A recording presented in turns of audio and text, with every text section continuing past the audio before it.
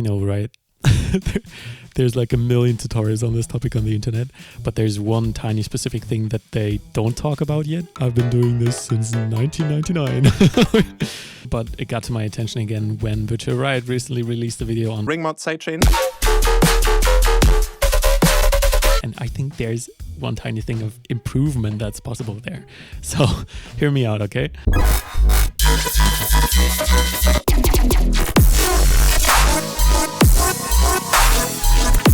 Check out this fucking kick.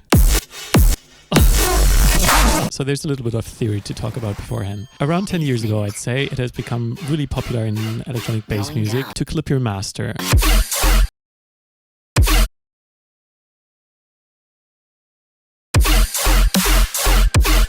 That comes with 3 effects. So whatever is noisy will become more noisy. Whatever is already tonal will generate more intermodulation products and other harmonic content. And depending on how much low end you input into the master, the more you get this crunchy, fluttery feeling on the high end. Actually, sidechaining means just using a sidechain input, a secondary input on any signal for any kind of effect. But when we're talking about sidechaining, especially in the electronic bass music scene, we're referring to the drums, the main drums, pushing away everything else and giving it this strong ducking feeling.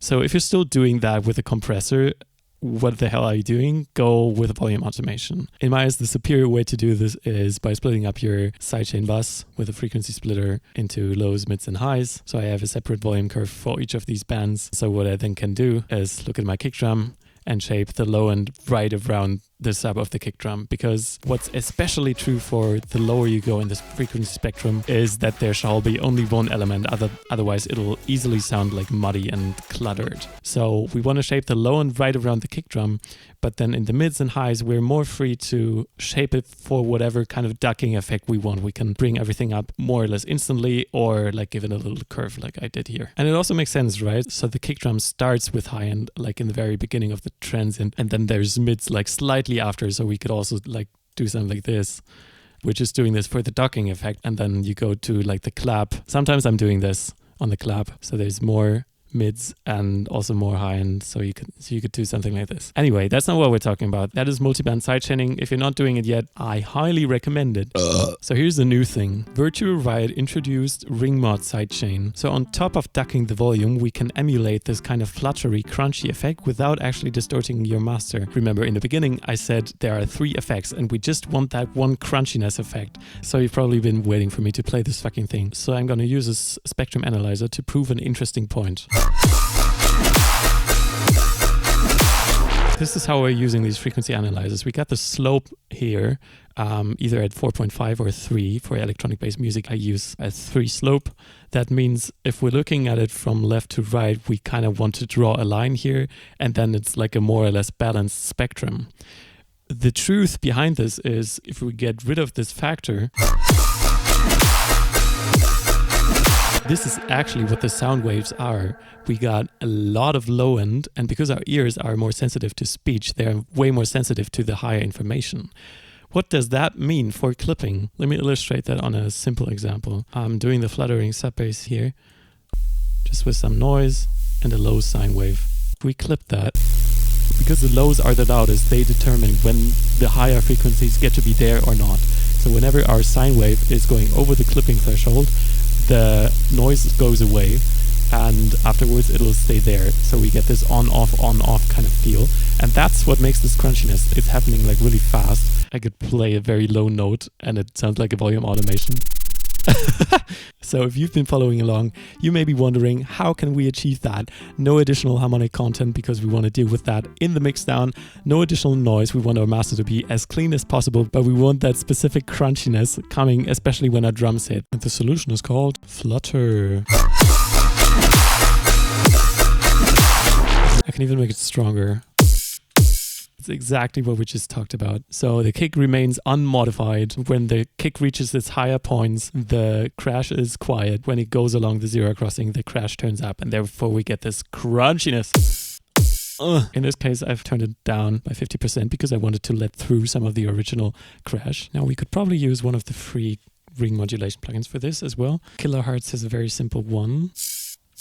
Ooh, maybe like this.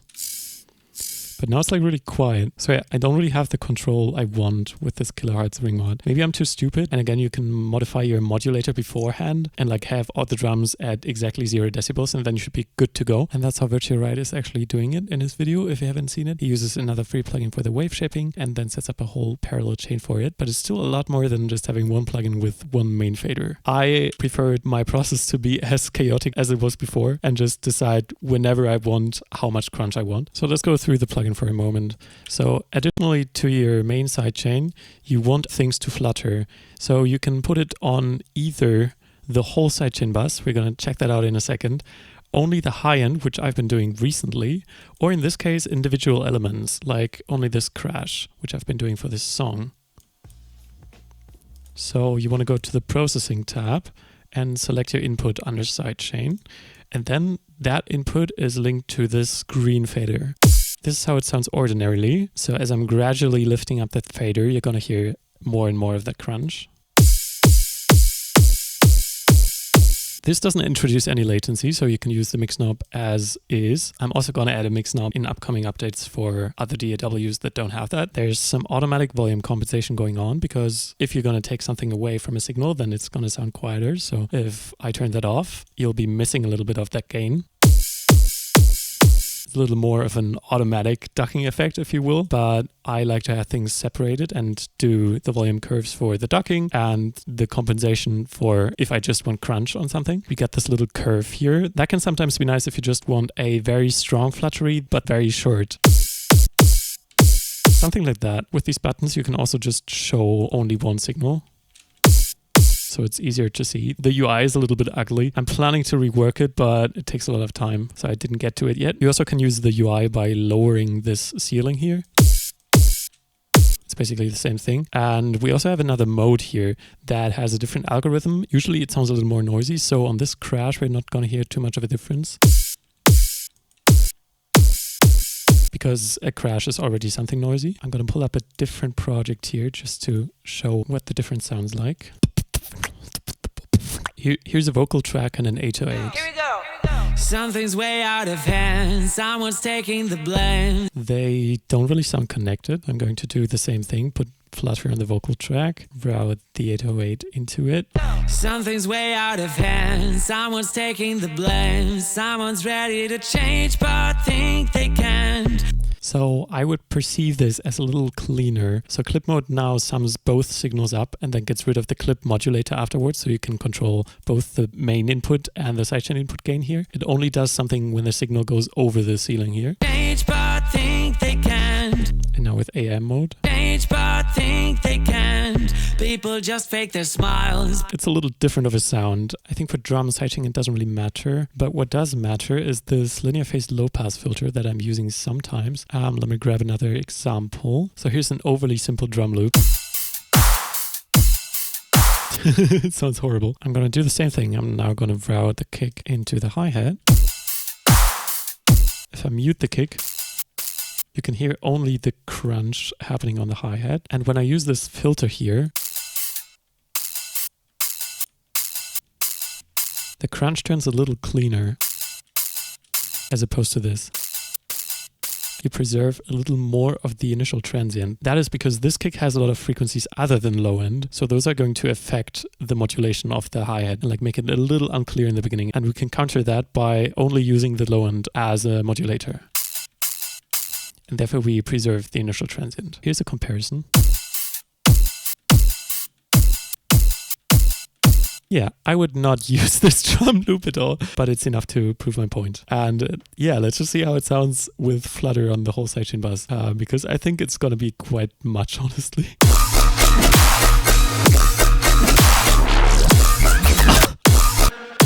That is crunchy. I'm kind of regretting not doing that on the song. But when I mute the kick, you're going to hear like the mids are kind of like... They're kind of like dying in the beginning, so I usually just do it on the high end. So now you should know all about the plugin. I'm just going to show a few more examples on where I use it actually in my songs, and then you should be ready to give me your money. So here's this bass house song again. So in this song, I actually did it on the sidechain bus's high end. So listen what happens when I switch it off. The crash is just so different. It just doesn't punch through as much. Of course, we could just dock it more, but that doesn't make it as gritty as it could be. Just a little more crunch. Let's go.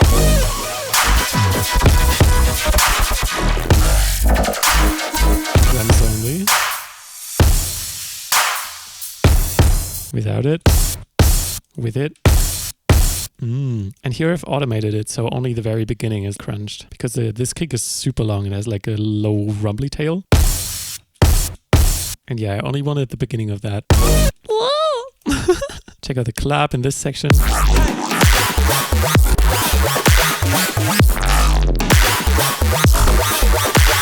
I really enjoy how that sounds. Without it. With it. It just smacks.